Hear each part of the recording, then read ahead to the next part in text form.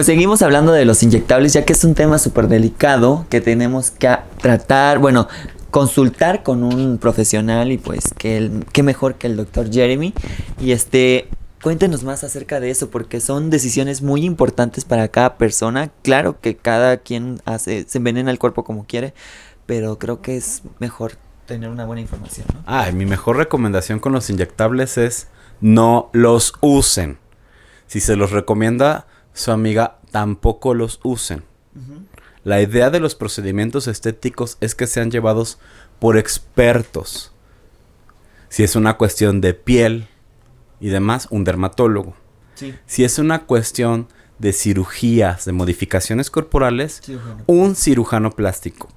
Amigas, eviten ir a los cosmiatras y eviten ir a los cirujanos cosmetólogos. Okay. Requerimos ir con un especialista avalado, un cirujano plástico. Y sobre todo, la neta, que conozca a la población trans, porque él va a poder adaptar las necesidades de la persona o darnos una idea real de lo que necesitamos. Uh-huh. Entonces, los procedimientos estéticos requieren como tiempos específicos de revisión, un manejo de un equipo interdisciplinario. Y esto es muy importante. En el abordaje con una persona trans, lo fantástico, los mejores resultados son cuando trabajan el endocrinólogo, con el psiquiatra y con el cirujano plástico. No se pueden imaginar. Una tríada fantástica. Exacto, una tríada fantástica, aunque hay más especialistas. Ok. Aquí en el Centro de Atención Transgénero Integral tenemos más de 10 especialidades médicas para como todas las necesidades de las personas que puedan como requerir.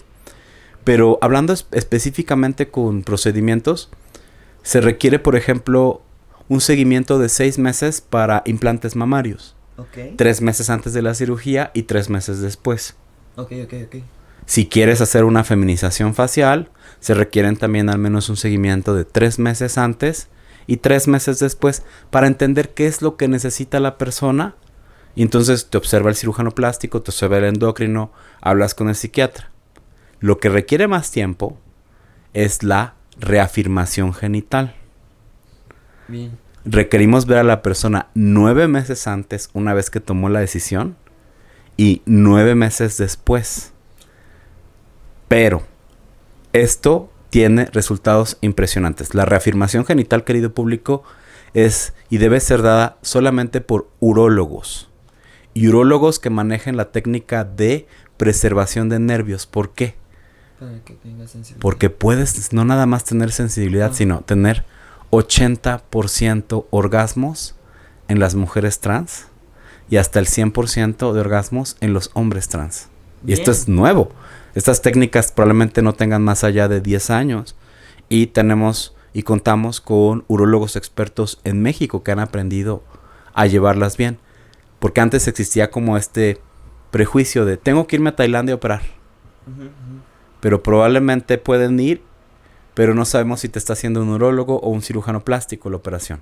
Okay. Entonces, si te la hace un plástico, en serio, la vagina te queda en 0 millas preciosa de chavita de 15 años, pero el riesgo es no tener sensibilidad. Ni orgasmos. Y entonces, si no hay sensibilidad, no hay orgasmos. Y créanme, muchachos, el orgasmo es una parte muy importante de la vida. Es la emoción más intensa que podemos sentir los humanos. Claro.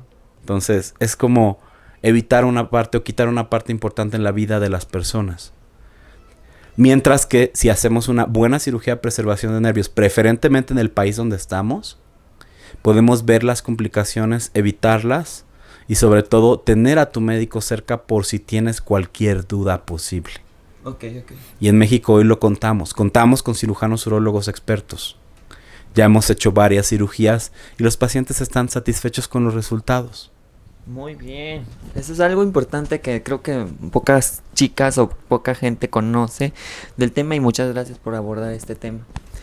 Otra de las cosas que estábamos platicando ahorita es el cuidado, porque muchas chicas, o sea, saben que es un logro haberse puesto implantes mamarios, haberse hecho la rinoplastia, limación, bolsas de Visage y todo eso, pero ¿qué recomiendas tú en eso? Porque muchas chicas, o sea, no llevan el cuidado exacto o las indicaciones exactas del médico.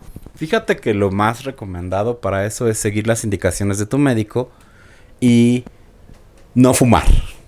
Bien. Si ustedes se meten y se someten a una cirugía, el tabaco evita que cicatrice más rápido.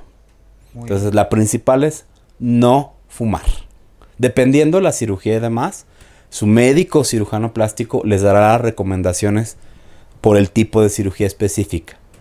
Pero las más sencillas, la más recomendada y la que tiene como menos complicaciones es, por favor, no fumen.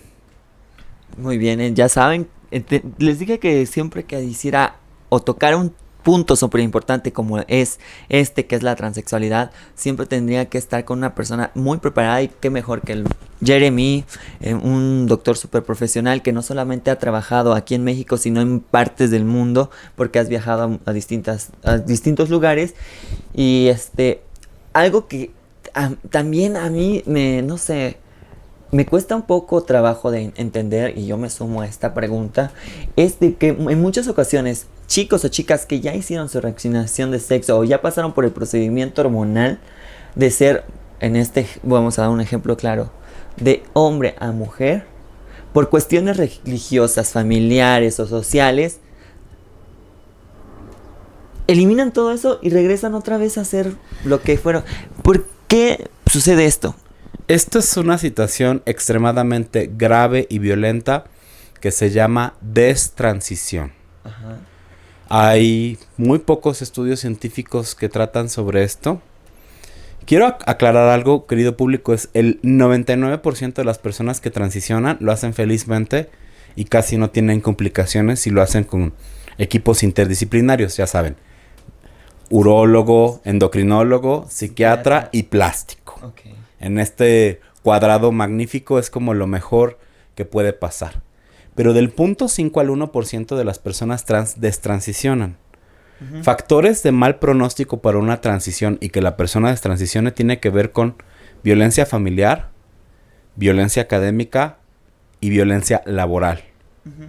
Es decir, tener una familia que te esté enchinchando todo el tiempo, violentando tu identidad de género, violentando quién eres en la escuela y en el trabajo, hace que las personas decidan como retomar mejor el sexo con el que nacieron y no llevar su expresión de género o su identidad de género. Otro factor importante también es una mala identificación y por eso es importante el trabajo de los expertos en salud mental. Ajá. Existen como personas o grupos dentro de esta diversidad donde los travestistas pueden como acudir y decir soy trans cuando realmente es parte de otra área específica que tiene que ver más con las prácticas sexuales, en donde van a solicitar tratamiento hormonal, pero cuando empiezan a ver algunos cambios deciden desistir o deciden parar. Y esto es un factor importante, querido público. Ajá.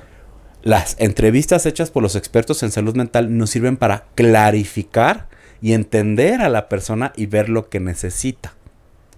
Y entonces aquí podemos sugerir contigo esperar el tratamiento hormonal, contigo seguimos y aquí vamos por todo. Depende la persona y el tratamiento siempre es individualizado. Otro factor de mal pronóstico es sí tener una enfermedad per se. Okay. Específicamente Asperger, esquizofrenia, depresión o trastorno bipolar va a hacer que nos detengamos un poco, establezcamos y estabilicemos la condición mental y después podemos iniciar cualquier tratamiento hormonal. Esto es importante, los psiquiatras lo saben. Primero, estableces y estabilizas cualquier tratamiento hormonal, cualquier tratamiento psiquiátrico y la condición psiquiátrica tiene que estar estable para poder después dar un tratamiento hormonal. Creo que entonces sí es muy importante venir a un psiquiatra, a un psicólogo, a que te diagnostiques si sí o no estás calificada para hacer tu transición, porque como dices, la destransición es algo súper complicado violento. Y muy violento para ti como persona y tu cuerpo lo refleja, ¿no? Y pues si no te sientes segura y nunca vas a sentir que entras o embonas en la sociedad, pues no te conviene gastar tanto y mucho menos poner en riesgo tu salud, ¿no? Bueno, un punto importante es, y lo voy a repetir otra vez, es yo como psiquiatra no hago ningún diagnóstico de la condición transgénero. Okay. La identificamos, la interrogamos a lo largo de la vida. De lo que sí voy a diagnosticar son los trastornos mentales, y los cuales podemos ver que son similares a los de la población general cuando hay condiciones que favorecen a las minorías sexuales. Condiciones específicas como que la Ciudad de México te permita cambiar tu nombre fácilmente. Sí, ya corremos con esa gran facilidad. Condiciones laborales como poder tener un INE, una CURP o incluso un pasaporte y que el país te reconozca con el género con el que te identificas, mejora las cosas más fácilmente. Entonces, como psiquiatra yo no diagnostico la condición, pero sí diagnostico los otros trastornos mentales que pudiera haber. Y mi trabajo como psiquiatra es estabilizarlos para que la persona desarrolle y siga sus planes. Muy bien, muchísimas gracias por aclarar esa gran duda.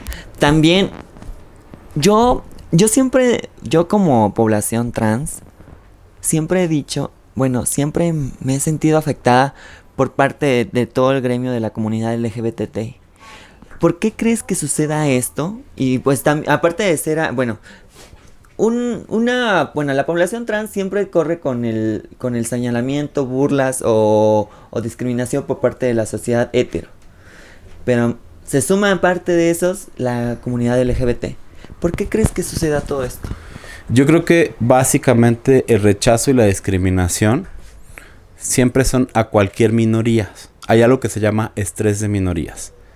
El estrés de minorías lo puede sufrir cualquier tipo de minoría en la población. Uh-huh. Nosotros pertenecemos a lo que se llaman minorías sexuales, que es toda aquella persona que por orientación sexual, identidad de género, expresión de género, rol de género o prácticas sexuales difiere de la población general. Y existe como una serie de prejuicios específicos hacia, inclusive dentro de los mismos grupos minoritarios, okay, debido al pensamiento binarista. Es decir, ser un homosexual activo es más que ser un homosexual pasivo, y ser un hombre trans es mucho más que ser una mujer trans, simplemente por la visión machista que podríamos tener.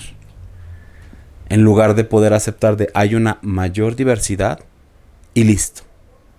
Sí, esto es como una forma de explicar estos problemas de discriminación intrínseca dentro de las minorías sexuales. Sí, te quería preguntar esto porque, o sea, siempre piensan que la comunidad trans y la población trans se victimiza de esa manera, pero es algo real que sucede todo el tiempo. O sea, de repente vas a un antro y las chicas lesbianas te señalan, unas te aplauden y te felicitan, pero la mayoría te rechaza. Igual a los chicos gays, o sea, se expresan de manera agresiva hacia la comunidad, hasta la población trans, diciéndoles vestidas, que tienen trastornos. O sea, son cosas que yo he vivido personalmente. Obviamente ahorita y no sé, ya casi no salgo, pero sí me ha tocado escucharlos. Y también dentro de la comunidad, dentro de la población trans, pasa lo mismo. La idea es justamente disminuir los estigmas, y la mejor forma de disminuir y pelear contra el estigma y la discriminación es algo sencillo y complicado a la vez. Cultura, educación. Bien. Con esto podemos defendernos. Que haya personas como tú que busquen ser visibles, hablando sobre su propia condición, nos ayuda a entender que no somos enfermos mentales. La homosexualidad se consideró una enfermedad mental hasta los 70s y los 90s, dependiendo de la clasificación internacional de enfermedades. Uh-huh. Hemos visto a lo largo del tiempo que no hay ninguna condición patológica ni en la orientación sexual ni en la identidad de género. Okay. Y este es un factor importante y es algo que tenemos que ir entendiendo. Pero es romper los prejuicios, específicamente de una sociedad binarista que solo cree que hay hombres y mujeres. Y sabemos que no es cierto. Muy bien. Perdón, sí, tenía que hacer esa pregunta. Es muy importante para mí aclarar eso, porque es una duda personal. Pero bueno, ahorita voy a sacar el teléfono. Ya saben, siempre se andan quejando de que tengo el teléfono en la mano. Pero yo hice una dinámica en redes sociales. Una que otra persona entendió y se fue por el sentido que no era. Pero la mayoría sí me hicieron preguntas relacionadas porque yo dije, voy a estar con el psiquiatra Jeremy y necesito que por favor me ayuden con algunas de sus dudas o preguntas y vamos a contestar algunas ¿Sale? Órale. ¿Te parece? Vamos a preguntar las más interesantes, las que sí de verdad, son, bueno, todas son buenas, pero pues hay unas que sí están fuera de lugar. Desde Facebook, Abraham Hernández me dice: Hola amiga, mi pregunta es cómo manejar el dilema biológico en base de ciencia y biología, por el hecho de que somos naturalmente como fuimos concebidos y no en el orden mental en el que se piensa ante la sociedad, que si no es aceptado se trata como discriminatorio, y la controversia ante el caso de la sociedad. Es fuerte la pregunta, pero se puede responder. Saludos, me gustaría saber la ponencia. Bueno, ahí voy a agarrar. Sí se puede responder. Esto todavía es un tema controversial, pero la ciencia cada vez nos está dando más datos. La mayor parte de los seres humanos, los genitales se desarrollan antes que los cerebros. Ok. ¿Vale? Y esto es un factor importante porque resulta que las hormonas sexuales se encuentran en todos los órganos y tienen receptores para todos los órganos, incluido el cerebro. El cerebro es el órgano más complejo. Si por una condición genética los receptores en el cerebro presentan otra conformación distinta, podríamos tener estructuras netamente femeninas o más cercanas a lo femenino en cuerpos masculinos, o estructuras masculinas cerebrales en cuerpos femeninos. Okay. Quiero mencionar algo también, que justamente la mayor parte de los seres humanos desarrollamos nuestra identidad de género, la manera en cómo me identifico como hombre, como mujer, como ambiguo, como neutro, entre los 2 y los 5 años. Podría decirnos esto que ya hay una parte de inferencia biológica en nosotros. En las personas trans, entonces, tenemos cerebros femeninos en cuerpos masculinos o cerebros masculinos en cuerpos femeninos.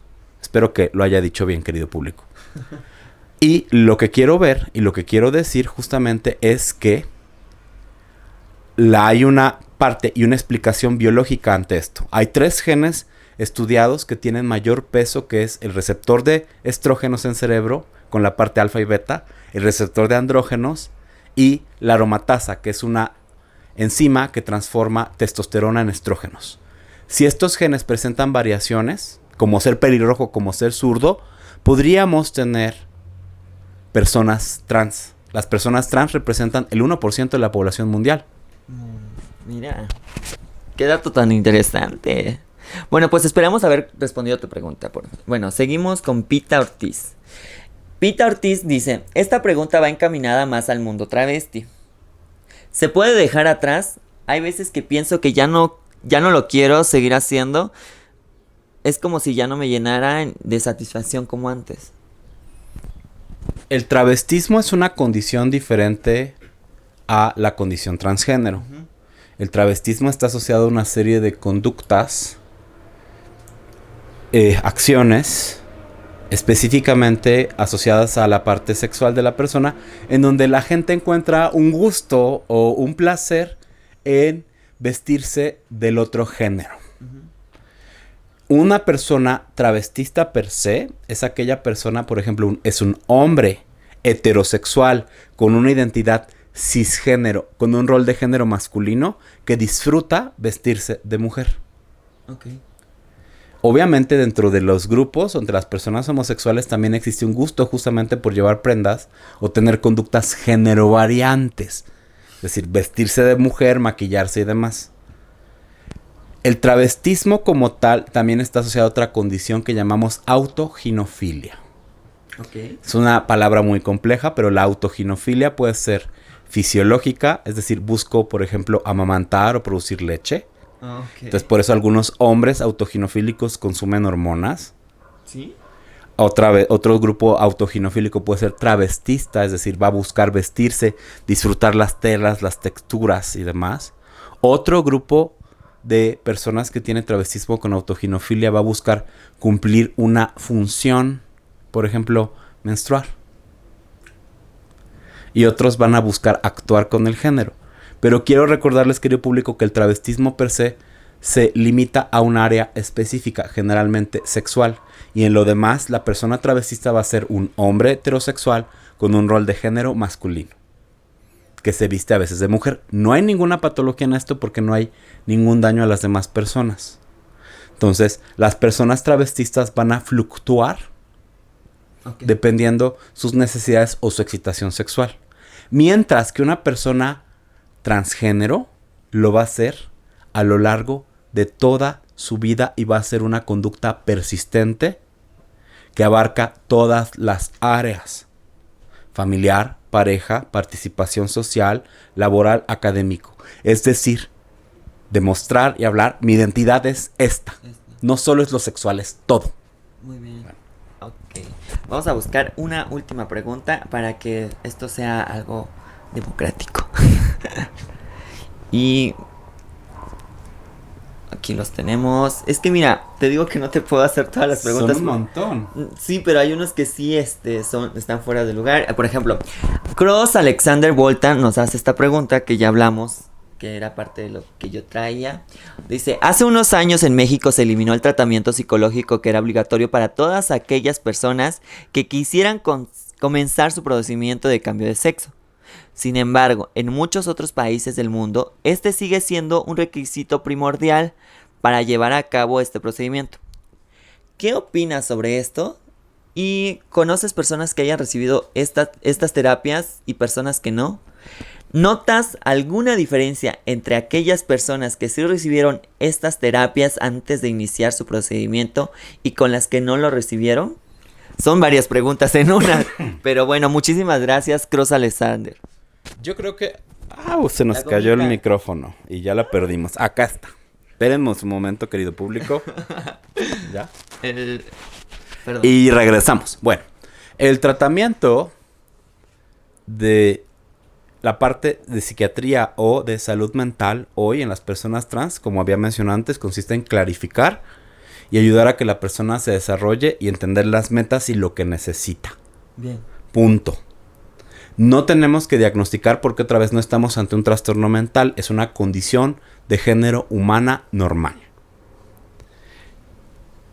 Hay una mejoría, sí, entre las personas que acuden a salud mental porque podemos identificar trastornos mentales o condiciones graves.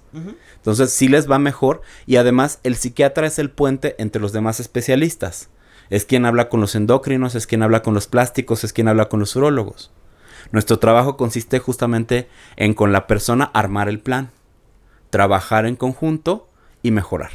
Muy bien. Entonces, si hay una mejoría, sí, pero no es específicamente porque vamos a diagnosticar o dar un tratamiento en mental, sino porque estamos más en contacto con las personas. Ok, muy bien. Bueno, aquí va otra pregunta. Marco Limón, Marco con K, me pregunta, ¿qué es Inter? Pero yo creo que su pregunta sería más para no estancarnos solamente en eso. ¿Qué son los roles que se manejan en la comunidad LGBT? Bueno, con respecto a los varones y prácticas sexuales, que esta es otra cosa totalmente distinta y demás, existen las personas que son las insertoras de sexo anal o vaginal, que son las personas activas. Los receptores de sexo vaginal o sexo anal son las personas pasivas. Y quien da y recibe son las personas inter. Ahora, con respecto a las minorías sexuales y la identidad de género, existe otro grupo que son las personas intersexuales. Hablamos de eso hace un momento, ¿no? En donde son personas que tienen genitales ambiguos o presentan como alteraciones o una variabilidad en sus genitales y que tienen una identidad intersexual. Antes se sugería que se hicieran análisis genéticos a los niños para ver si eran niños o niñas y inmediatamente hacer la reafirmación genital. Hoy, las nuevas como guías internacionales los dicen: detente, espera que el niño inter tenga una mayor edad y que decida de qué género quiere ser. Y esto es un factor importante porque disminuimos complicaciones. Muy bien. Vámonos con más preguntas si quieres. Ya estoy encontrando más. Fíjate que sí entendieron la dinámica la mayoría. Ana Angélica Barrera me pregunta: creo que mi principal pregunta es la transición y saber de un buen endocrinólogo? Soy de Puebla. Bueno, hay varios endocrinos en el país, pero quiero decirles algo, querido público. Los psiquiatras somos raros. Y no somos raros con respecto a nuestra apariencia y excentricidad. Algunos sí lo somos. Sino somos raros por frecuencia en la población. Okay. Solo hay 4,000 psiquiatras para 130 millones de personas. Los endocrinos aún son más raros. Porque son mucho menos endocrinólogos.